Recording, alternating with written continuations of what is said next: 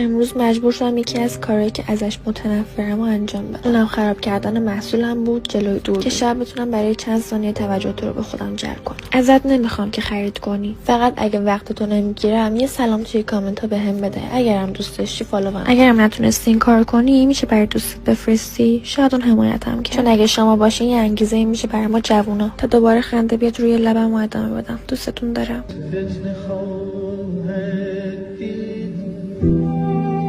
آن چشم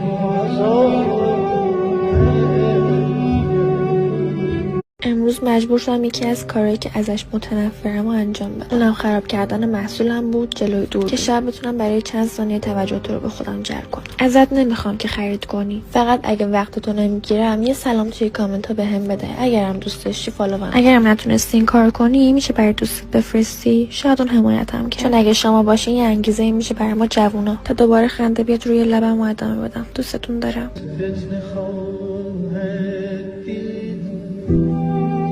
آن چشم